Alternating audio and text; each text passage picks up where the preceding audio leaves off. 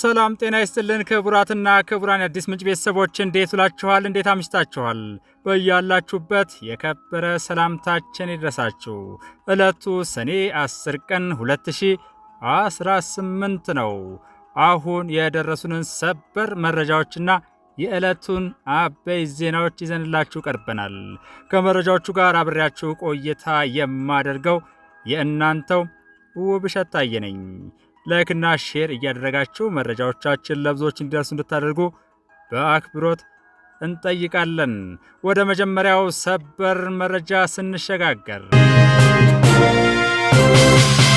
በኢትዮጵያ የመገናኛ ብዙሃን የምርመራ ጋዜጠኝነት ታሪክና ሙያዊ ስነ ምግባር ደማቅ አሻራውን ያሳረፈው የአዲስ ምንጭ የምንጊዜም ተባባሪ አዲስ ሪፖርተር ያሰፈረውና ተጨባጭነቱን ያረጋገጥነውን መረጃ አስቀድመናል።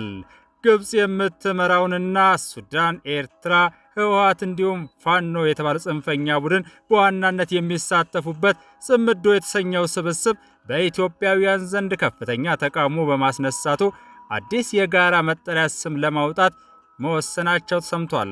አዲሱ ስም ኢትዮጵያዊ ስም እንደሚላበስም ከውስጥ ምንጮች የተገኘው መረጃ አረጋግጧል። አብረው ስለተሰባሰቡ ድርጅቶች ዓላማ ማንሳት ከቶውንም እንደማያስፈልግም ጥብቅ መመሪያ እነዚህ ቡድኖች አስተላልፈዋል። ጽምዶ የህዝብ ለህዝብ ግንኙነት ነው በሚል ሽፋን መሳሪያ ያነሱ ኃይሎች ኢትዮጵያን አብረው ለመውጋት በትግራይ፣ ሱዳንና ኤርትራ ውስጥ ለመሰባሰብ እየሞከሩ እንደሆነ መረጃዎች ይፋ ሲሆኑ መቆየታቸው ይታወሳል። የተቃውሞና የስም ለውጡ መንስኤ በተመለከተ የስም ለውጡ መረጃ የተሰማው ጽምዶ በሚል የመሰባሰቢያ ስም የተገለጹት ሀገራትና ድርጅቶች በመሪ ደረጃ ኢትዮጵያን የማጥፋት አጀንዳ ያላቸውና ራሳቸውን ከኢትዮጵያ ለመገንጠል በይፋ ማኒፌስቶ አዘጋጅተው በመንቀሳቀስ የሚታወቁ በመሆናቸው ህዝብ ከየአቅጣጫው ተቃውሞ ማሰማቱ መሆኑ ተረጋግጧል። ከህዝብ ተቃውሞ ባሻገር ጽምዶ ባቀፋቸው ድርጅቶች ውስጥም የእርስ በርስ መለያየት እየተሰማ ይገኛል። ከዚያም አልፎ መጋደሎቹ መቆራቆሳችሁ ቀጥለዋል። ሰሞኑን ይህንኑ ስብስብ በህዝብ ግንኙነት እያገለገለ ባለው መሳይ መኮንን በአንከር ሚዲያ የቀረቡት አቶ አንዳርጋቸው ዋናው ዓላማ የብልጽግናን መንግስት መጣል ነው በማለት የስብስቡን የወደፊት ዓላማ፣ የጋራ እቅድና የዓላማ መመሳሰል አሁን ላይ ማንሳት እንደማያስፈልግ በግልጽ የገለጹ መሆኑ ታይቷል። ደጋግመውም አሁን ላይ ይህ ጥያቄ ሊጠየቅ አይገባውም ሲሉ ቆጣ ብለው ተስተውለዋል። በኤርትራ መንግስት ጥሪ የኤርትራ ኤምባሲ ጋብዟቸው ወደ ሱዳን ማቅናታቸውን በራሳቸው አንደበት የመሰከሩት አቶ አንዳርጋቸው በሱዳን፣ ኤርትራ፣ ትግራይና ፋኖ የተባለው ጽንፈኛ ቡድን እንዳልተወከሉ ሲጠቅሱ አናሳዎች ብቻ ናቸው የተወከሉት በማለታቸው ከፍተኛ ወቀሳ ደርሶባቸዋል። አቶ አንዳርጋቸው የዚህ ጥምረት ዋና አርክቴክት እንደሆኑ ስለ እንቅስቃሴያቸው የሚያውቁ አካላት በተደጋጋሚ መናገራቸው ይታወሳል።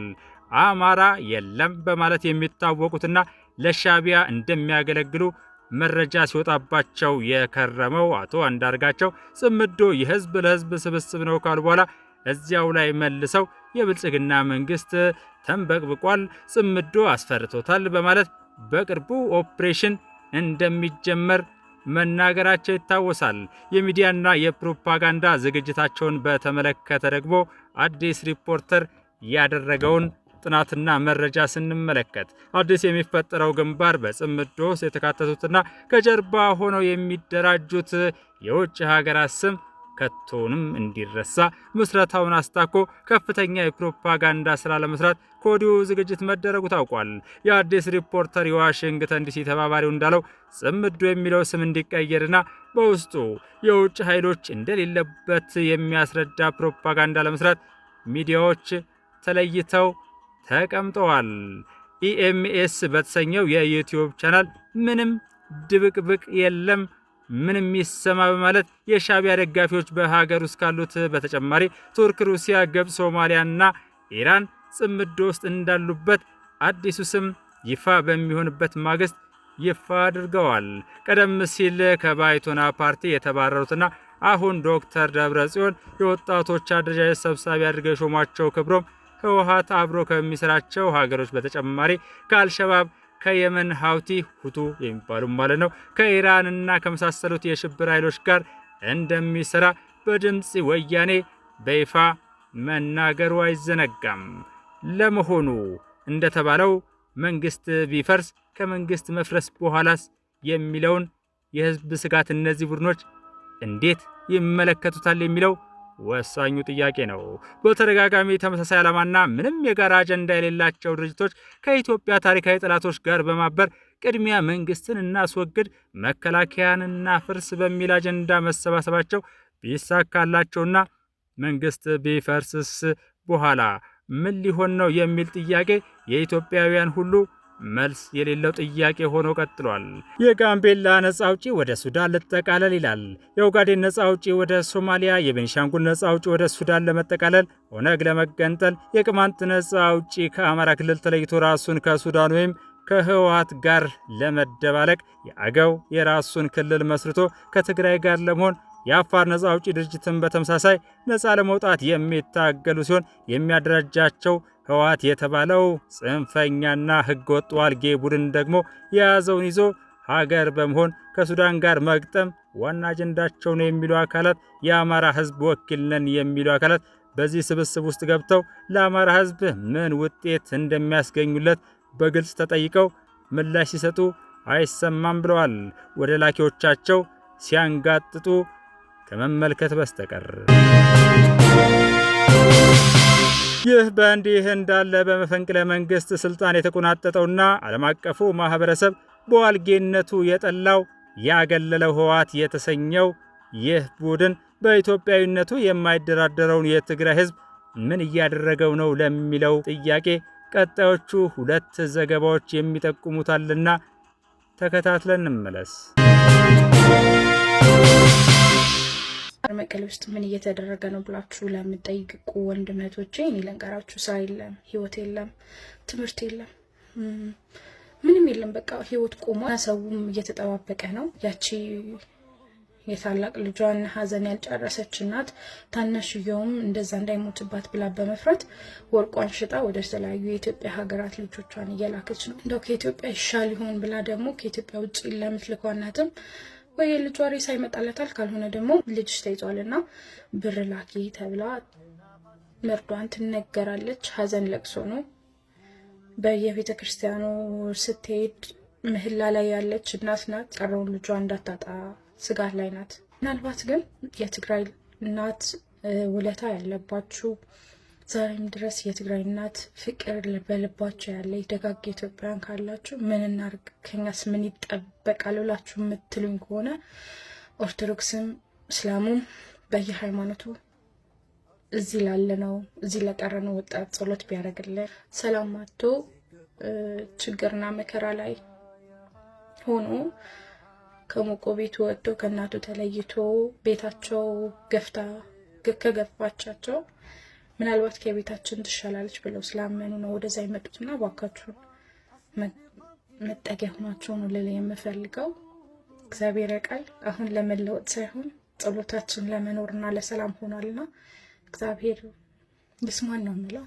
አመሰግናለሁ። በትግራይ ክልል ምን እየተደረገ ነው? በትግራይ ለወታደራዊ ግዳጅ ወጣቶች የአፈሳ ስጋት አድሮባቸዋል። የወጣቶች አፈሳ ድብደባ ጭምር የታከለበት መሆኑን ወጣቶች ለቢቢሲ ትግርኛ ምስክርነታቸውን ሰጥተዋል። የክልሉ የሰላምና ጸጥታ ቢሮ በበኩሉ የተመለመሉ ወጣቶችን ለሰራዊት እያሰለጠነ መሆኑን አምኗል። ወጣቶች ከስራ ቦታቸው፣ ከመዝናኛ ስፍራ እንዲሁም ከህዝብ ትራንስፖርት ላይ በግዳጅ ወደ ተለያዩ ወታደራዊ ካምፖች መወሰዳቸውን ተናግረዋል። ህወሓት ጊዜያዊ አስተዳደሩን በማፍረስ የክልሉ ስልጣን ከያዘ በኋላ ከፌዴራል መንግስቱ ጋር ውጥረት ውስጥ ገብቷል። በቅርቡ ይፋ የተደረገው ረቂቅ ህግ እድሜውና የጤና ሁኔታው የሚፈቅድለት ማንኛውም የክልሉ ተወላጅ የሚቀርበውን የክተት ጥሪ ተቀብሎ የመሳተፍ ግዴታ እንዳለበት ይደነግጋል።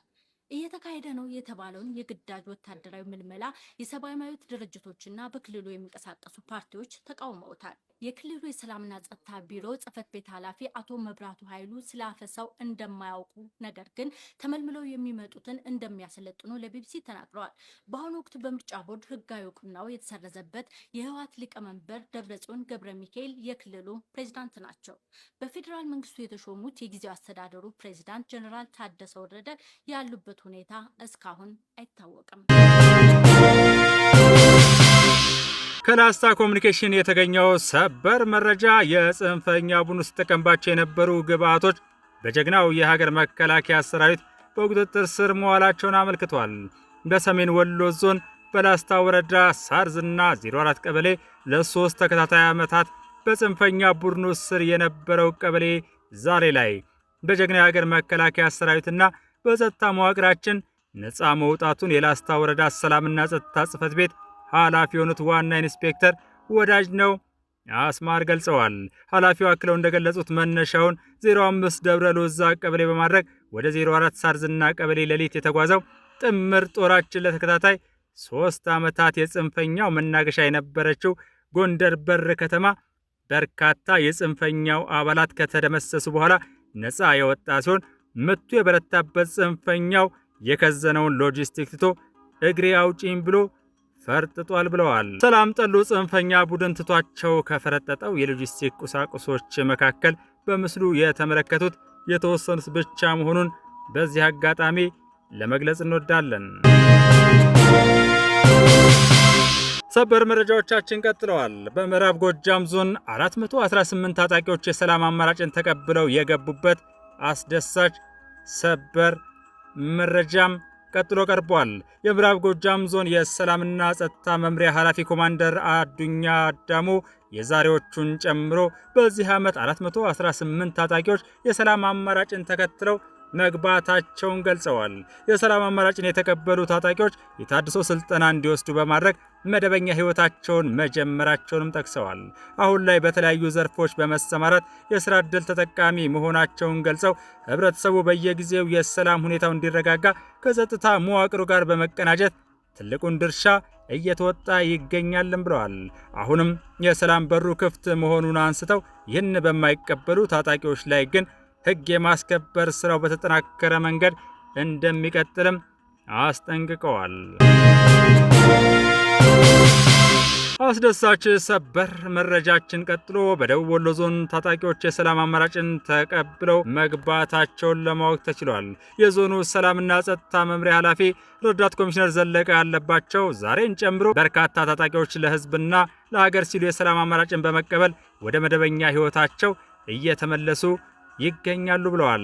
እነዚህ ወጣቶች ጦርነትና የጥፋት መንገድ ሀገርን የሚያፈርስ እንጂ ለማንም የማይጠቅም መሆኑን በመረዳት ወደ ሰላም አማራጭ መምጣታቸውን ማስምረውበታል። ታጣቂዎች የተሃድሶ ስልጠና ወስደው በተለያዩ የገቢ ማስገኛ የልማት ስራዎች መሰማራታቸውንም ጠቁሞ ተመላሾችን በበቂ ሁኔታ መልሶ የማቋቋም የስራ ዕድል የመፍጠርና የመደገፍ ሂደት ተጠናክሮ መቀጠል እንዳለበት ማስምረውበታል። የጸጥታ ችግሩን በዘላቂነት ለመፍታት ማህበረሰቡ የሰላሙ ባለቤት እንዲሆን ትኩረት መሰጠቱን ረዳት ኮሚሽነር ዘለቀ አለባቸው ተናግረዋል። ለዚህም ወጣቶችን፣ እናቶችን፣ ሴቶችንና የሀገር ሽማግሌዎችን የማደራጀት ስራ እየተከናወነ እንደሚገኝ ገልጸዋል። ዋና ዓላማውም በስህተት መንገድ ላይ ያሉ ወጣቶችን ማስተማርና ማስገንዘብ ነው። በዚህም ወጣቶቹ ወደ ቀደመ ሰላማዊ ህይወታቸው እንዲመለሱና የጥፋት መሳሪያ እንዳይሆኑ ሰፊ ጥረት እየተደረገ ነው ብለዋል።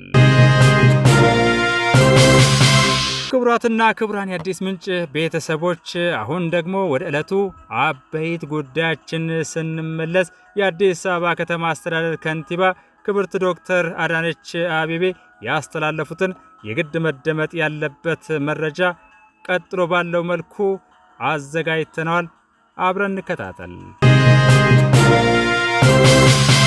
ይህንኑ ከመስሪያ ቦታዎች ጋር አያይዤ ባነሳው የመስሪያ ቦታዎችም እቅድ የተለመደ ነው እንጂ ምን ያክል መሬት 12000 ካሬ እንሰጣለን አላችሁ።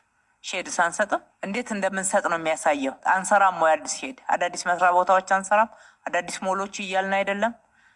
እንደማስታውሰው ቅጠል ተራ እንኳን አቅደናል።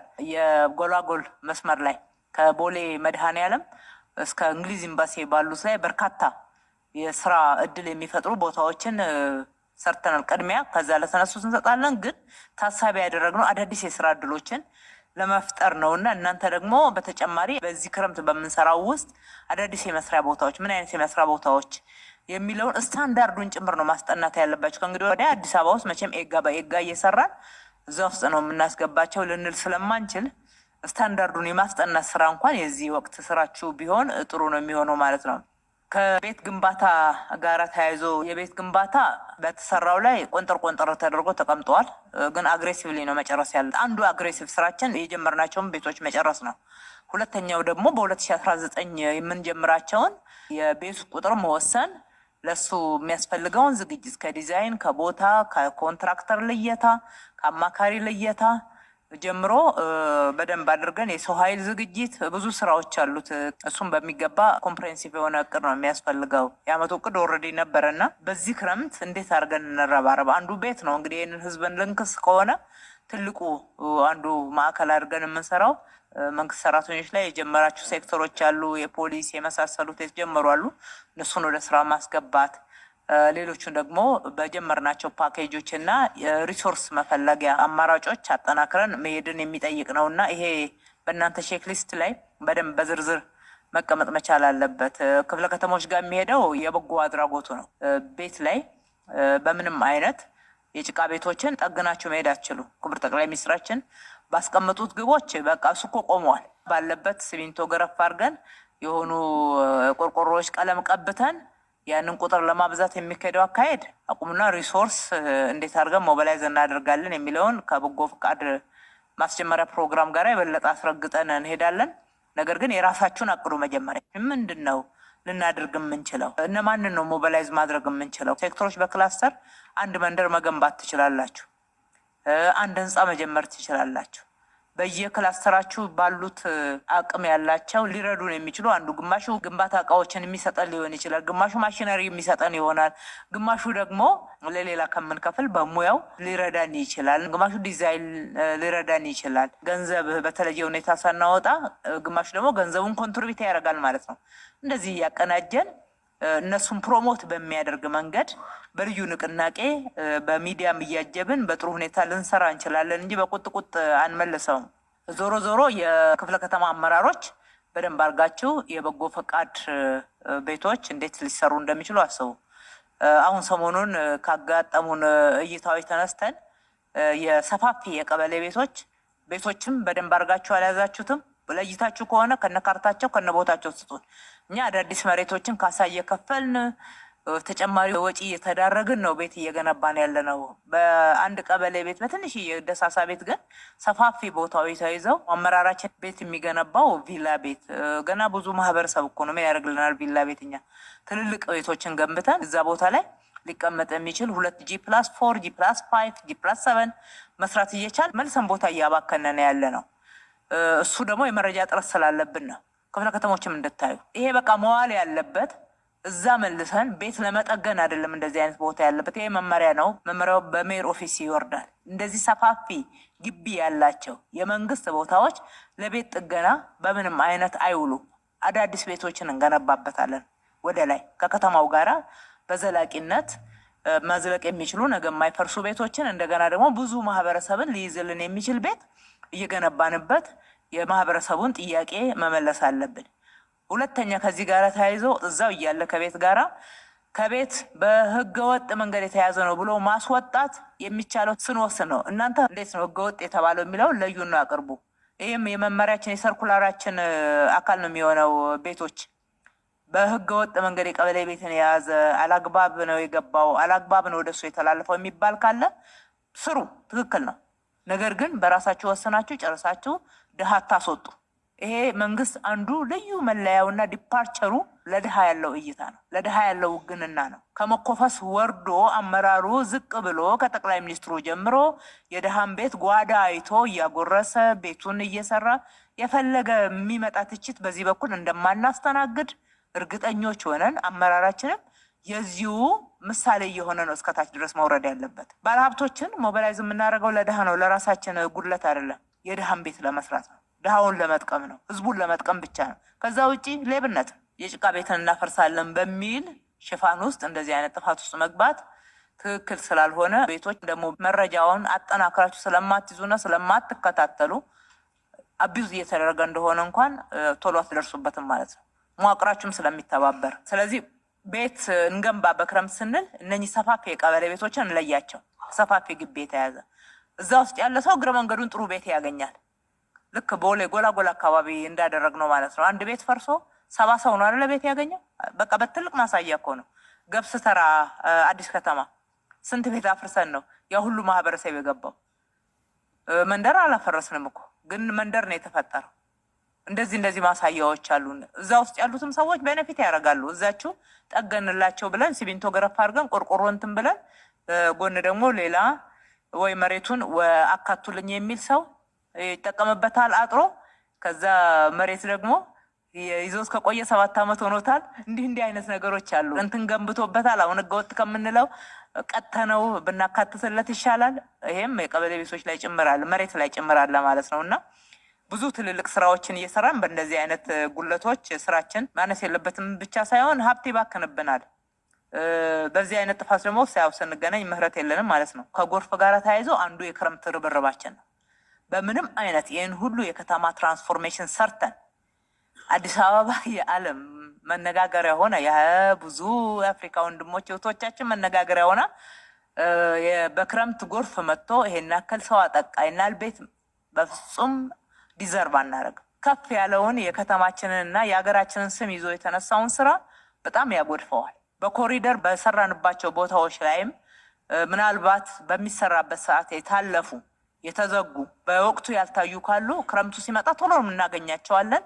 እጅግ በጣም ፈጣን የሆነ ምላሽ ያስፈልጋል። የሚመለከታቸው በጣም መቀናጀት መቻል አለብን ማለት ነው። በልዩ ሁኔታ እዚህ ክረምት ላይ ለውጥ የምናመጣ ነው። ከማንም በላይ ግን ክፍለ ከተሞች ናቸው ተጠያቂዎች በዚህ ቦታ። ይሄ ቢያጋጥማል አንደኛ እዛ ህዝብ ውስጥ ውላላችሁ፣ ታድራላችሁ፣ ትሰራላችሁ፣ ከማህበረሰቡ ጋር ተቀራርባችሁ ታውቃላችሁ፣ ችግር ያለበትን ታውቃላችሁ። የማዕከል ሴክተር ሁሉም ቦታ እንዲያውቅ አንጠብቅበት። እያንዳንዱ ወረዳ፣ እያንዳንዱ ክፍለ ከተማ አካባቢውን እንዲያውቅ ይጠበቃል።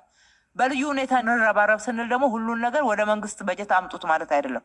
አንዱ የክረምት በጎ ፈቃድ ስራ አካባቢውን ማጽዳት፣ ዲቾችን ማጽዳት፣ መሰራት ያለባቸውን አዳዲስ የጎርፍ መውረጃ ቦታዎችን መጠገንም መስራትም ጭምር ነው።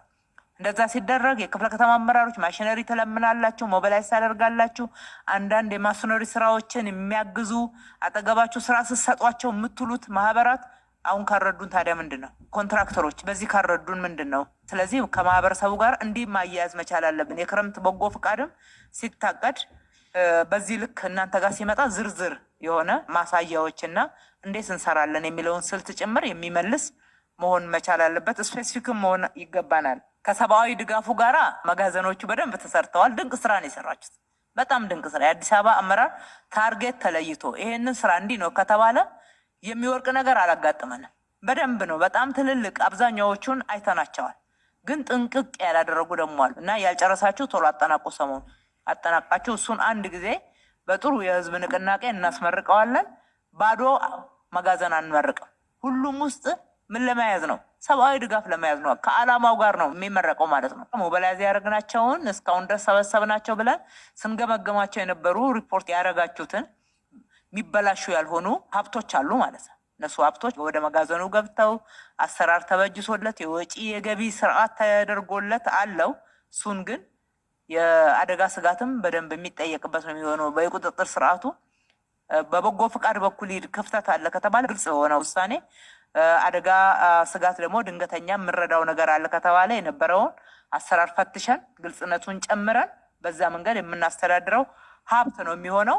በማንኛውም አይነት ሁኔታ ችግሮች ሲያጋጥሙ ተጨማሪ የማንንም ድጋፍ ሳንጠይቅ ከተማዋ ራሷን የምትችል ሌሎችንም የምትረዳ ከተማ ሆና ነው መውጣት ያለባት። አጠቃላይ ራስን መቻል ለማወጅ ዝግጅት እየተደረገ ነው። አንዱ ማሳያ እኛ ነን እና ሁሉም ጋር የተሟላ መሆኑን ማየት ነው። የአረንጓዴ አሻራ ስራችን ሌላኛው ትልቅ ትኩረት የምንሰጥበት፣ ትላንትና አጠቃላይ አመራሩ በተገኘበት ክቡር ጠቅላይ ሚኒስትራችን ይፋ አድርገውታል። 8 ቢሊዮን ነው እንደ ሀገር ዘንድሮ የምንተክለው። በየክፍለ ከተማው ቦታዎቻችሁን በሚገባ ለዩ።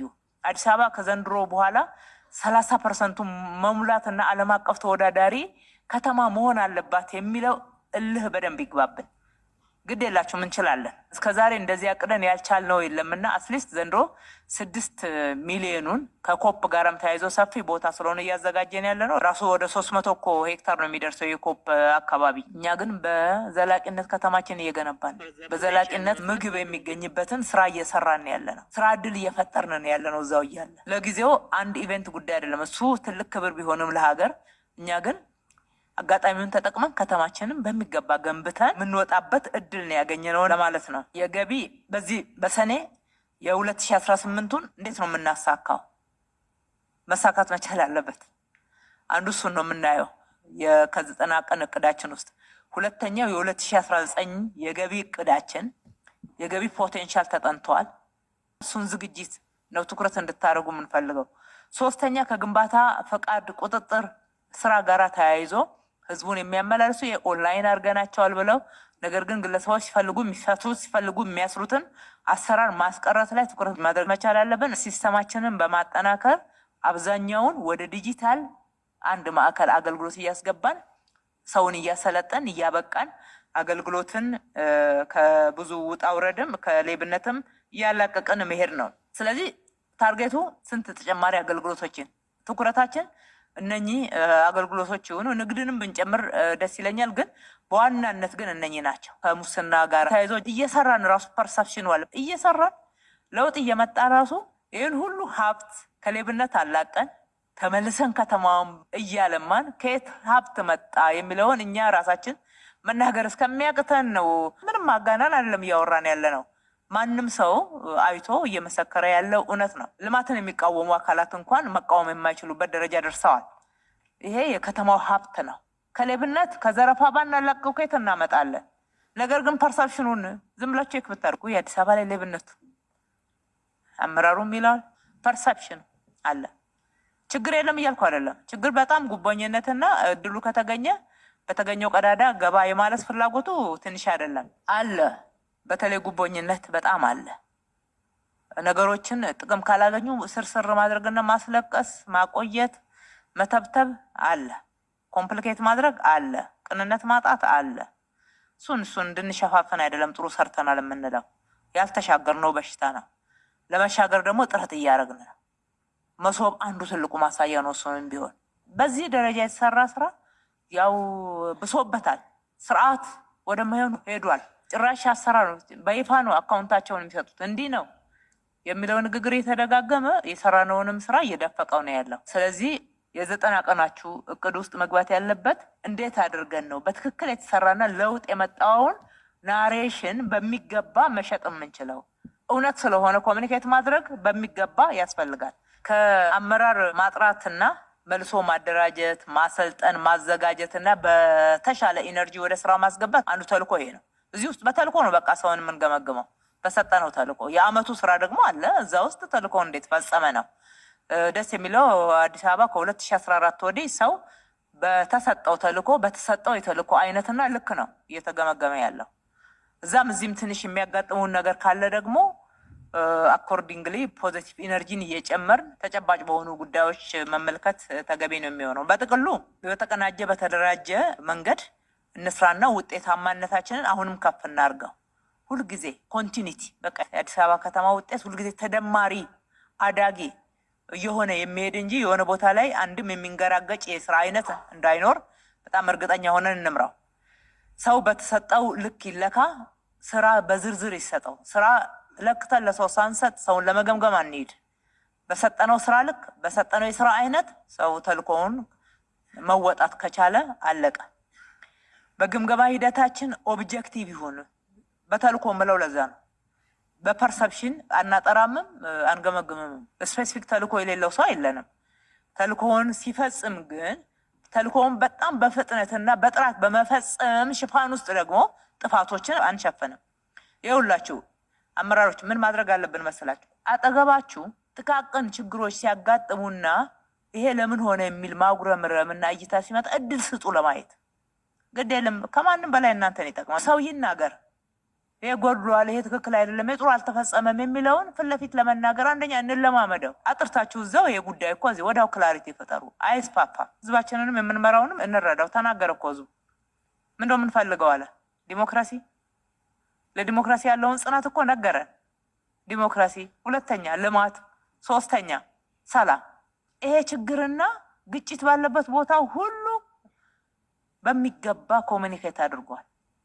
ህዝቡን ስንረዳው እኮ ነው የምንመራው። ስለዚህ እነኚህን ነገሮች አጥብቀን እንይዛለን ማለት ነው። በውስጣችን እኛ አንዳችን ለሌላችን ዲሞክራት ካልሆን በመገጸጽ በማስፈራራት በዛ በዚህ በመቆጣት የምናሰራው ሰው የለም።